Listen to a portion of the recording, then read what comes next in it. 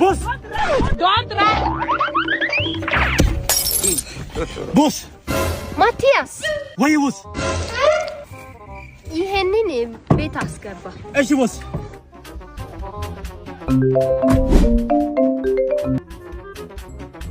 What?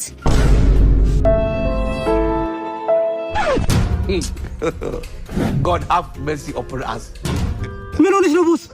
ችግሩ ካንተ አቅም በላይ ነው ማቲያስ።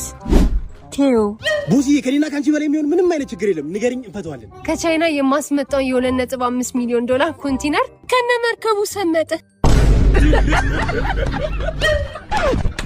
አጊዝ ይሻላል አልከኝ እኮ እኔ ቦርሶን አስገባልሻለሁ። አንቺ ኮንቴነሩን አስይበት።